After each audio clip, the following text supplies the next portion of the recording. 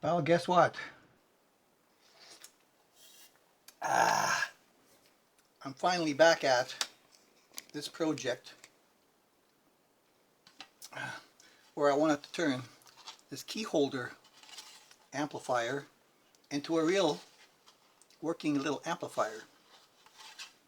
I put it aside for a while because of my guitar work, but now that that has subsided, I'm going for it. Now I'm working with a couple of ready-made circuits that I bought. This is an LM386, this little one. And this one is something else. Let me see if I have my glasses on. Can I read it?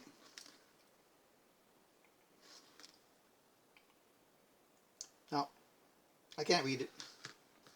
But it's also designed to be a single input. And it has a a nice volume control already set on it. So I thought, okay, on its own it wasn't powerful enough to amplify a guitar signal, so I took this preamplifier to drive this preamplifier. And I also found out that I had bought speakers, tiny little 1-inch speakers that I thought would fit in here, and they would. And I was going to drill a bunch of holes to have them in the cabinet. Well, turns out that they were 4 ohms, and I thought that would be okay, and I think they were. They're good little speakers. However, not enough power to drive them. They have a massive magnet on the back of them. I mean, the magnet is the same size round as the speaker cone, and it's, about a ½ inch thick. I put them away now, so I can't show you again, but I might have shown you before. I even bought a more powerful amplifier to drive them. It would drive, but still was crackly because there's not enough power. So this one has sort of an integrated circuit up here on the heatsink, more powerful, 1 watt or 2 watts. I'm not sure what it is, because it's been a while since these were in the boxes. But this obviously would not fit inside there at all. So I didn't know how big this was going to be when I bought it, because from the pictures you can't tell.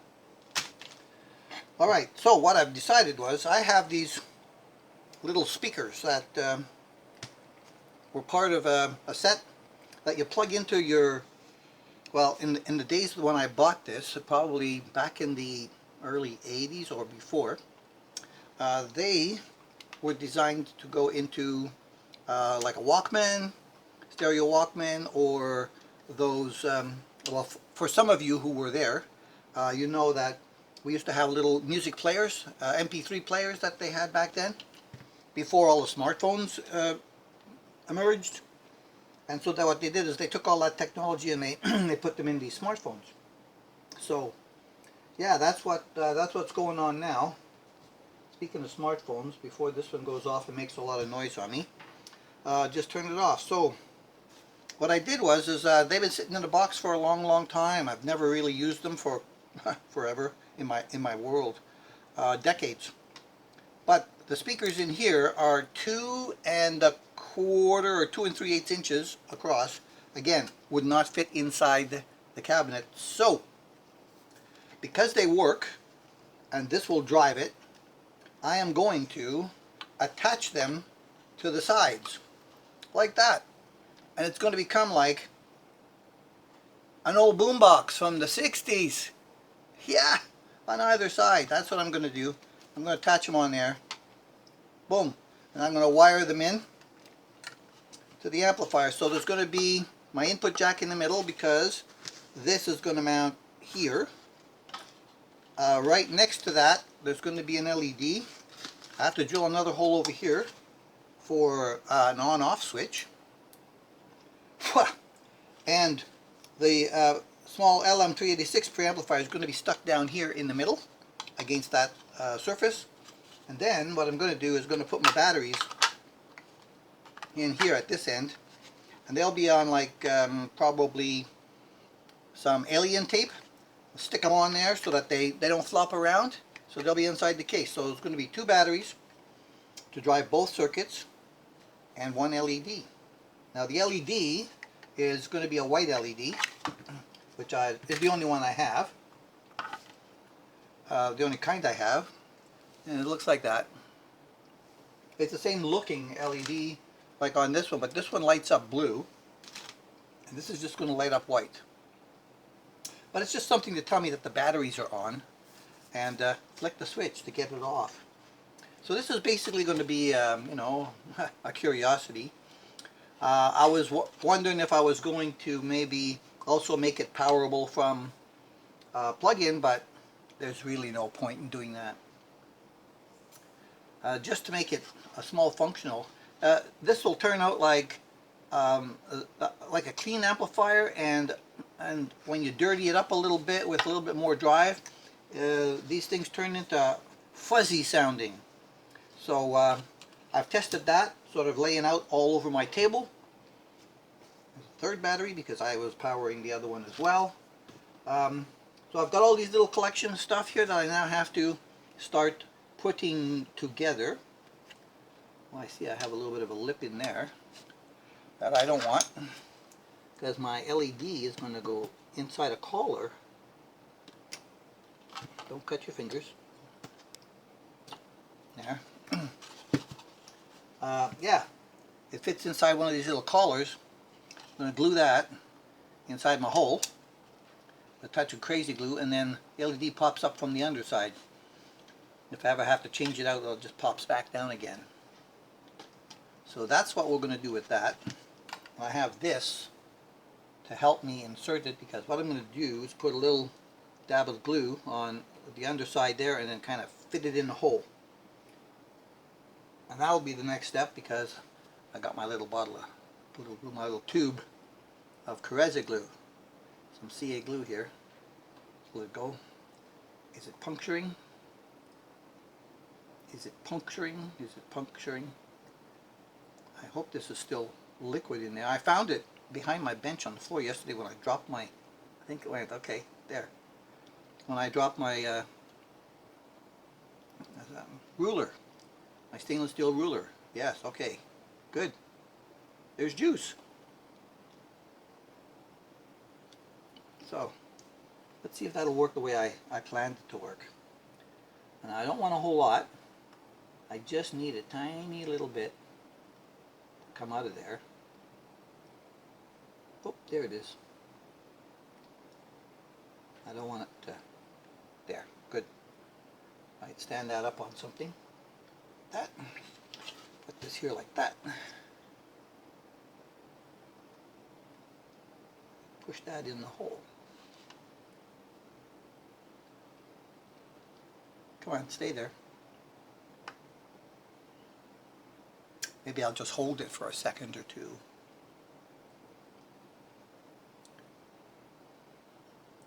Crazy glue is supposed to work on all this, you know, ABS plastic type stuff. Alright, we're going to not touch that for a little bit, and I'm not going to bore you with all the gory details of putting all the stuff together. Just wanted to explain it to you, and then I'll show you what I came up with in the end, because I'm not sure about this retaining. I've got a little bit of a problem. There's a cover that goes on the back that I have to solve, and the cover fits in and pulls to the side, and then there's a set screw here which goes in, that screws in that to hold that cover on. Now what's happening here is that my volume control is sticking out here, and it's going to hit the cover. So I'm going to have to take off a little bit of this corner for it to be able to go around this control. Come on, get it out. Volume control body. Whew, finally, my mouth worked. I'm having mouth problems, okay? Alright, let me put the top on this, and I'll see you back in just a sec when I've got some of this other stuff worked up. Okay, the work is over.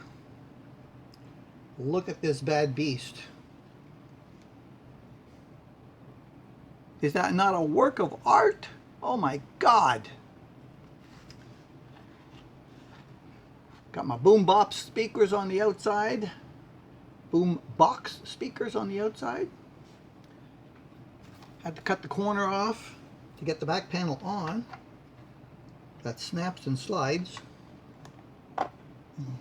Boop. Yeah. Yeah, like that. Whew. Okay. My little pilot light. Okay, so we've got the Jiggy guitar here with a neck pickup in it from Wilkinson.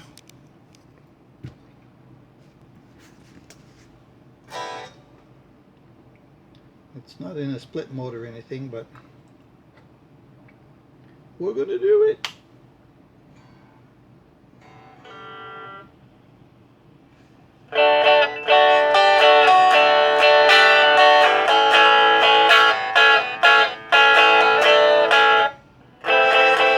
Sounds out of tune.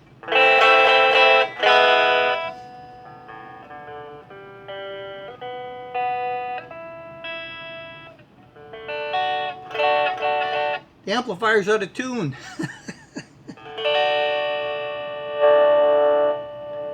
Okay, so with the neck turned down a little bit, I can, whoops, lost it.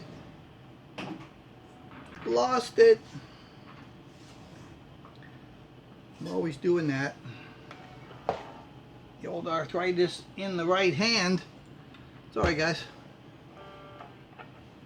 So with the neck turned down a little bit, and this turned up all the way,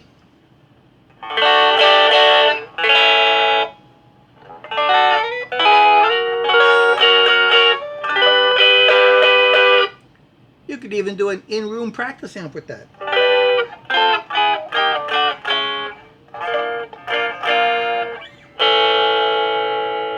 You turned it up, you get a little bit of fuzz.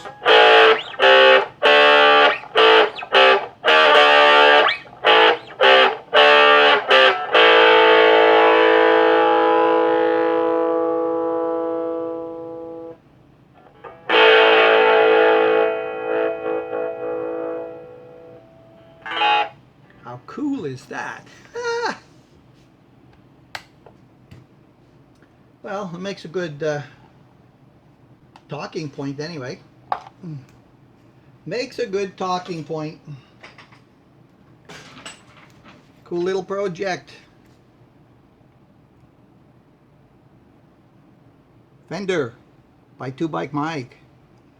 Woohoo! Go baby go. I've been wanting to do that since Christmas 2023 when I got this as a gift.